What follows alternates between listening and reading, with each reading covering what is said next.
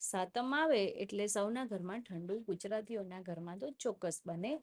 તો એના માટે બાજરીના વડા પણ એક બહુ સરસ ઓપ્શન છે અને 2-3 દિવસ માટે સાચવી પણ શકાય છે. તો બહુ સરસ રીતે અને ખાટા મીઠા ટેસ્ટ સાથે આજે આપણે બાજરીના વડા બનાવશું. તો એના માટે દહીંની અંદર આદુ મરચાંની પેસ્ટ એડ કરશું અને થોડાક અજમો એડ કરશું, થોડાક તલ એડ કરશું અને ધાણા જીરું પાવડર એડ કરશું, હળદર એડ કરશું અને અહીંયા થોડુંક મેથી લીધી છે, જે મેં 1/4 કપ જેટલી એડ કરી છે. મીઠું સ્વાદ પ્રમાણે એડ કરીશું અને બધી વસ્તુઓને સરસ રીતે મિક્સ કરી દઈશું. અહીંયા તમારે વધારે પડતું તીખું ખાતા હો તો આદુ મરચાંની પેસ્ટનો વધારે ઉપયોગ કરી શકો છો. મીડિયમ એવા તીખા મરચાં મેં અહીંયા યુઝ કર્યા હતા. હવે અહીંયા આપણે એ મિક્સચરની અંદર બાજરીનો લોટ એડ કરશું અને થોડોક બેસન એડ કરશું.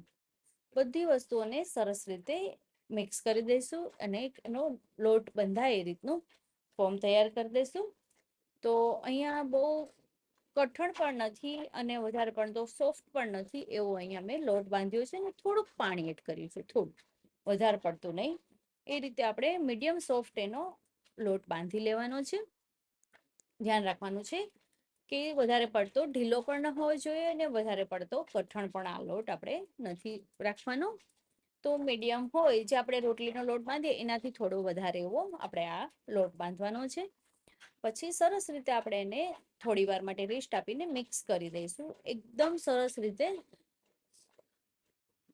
મિક્સ કરતા રહીશું જેથી એ સરસ એનું ટેક્સચર આવી જાય. પછી તેલ ગરમ કરીને તેલવાળા હાથ કરીને આવી રીતે જે પણ સાઈઝના વડા બનાવવા હોય એક લુવા ટાઈપનું લઈને એને સરસ રીતે થેપી લઈશું, ગુજરાતી ભાષામાં આપણે કહીએ તો, અને સરસ રીતે એને શેપ આપીને તળી લેશું. તમે અહીંયા કોઈ પણ શેપ આપી શકો છો વડાનો તમારા સ્વાદ પ્રમાણે કે તમને ગમતું પ્રમાણે, જે ગમતો હોય એ શેપ પ્રમાણે આવી રીતે સરસ રીતે આંગળીથી થોડું થોડું પાતળું કરી દઈશું એટલે વધારે પડતા જાડા પણ રહે નહીં અને પાતળા પણ ન રહે.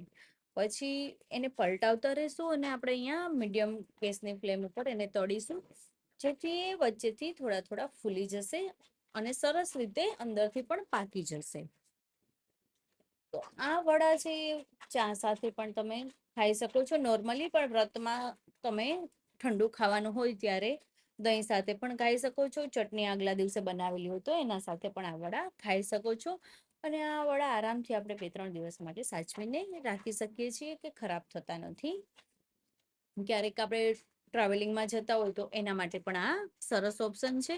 જ્યાં સુધી એ સરસ મજાના તળાઈ ન જાય ત્યાં સુધી આપણે એને પલટાવતા રહીશું ને તળતા રહીશું.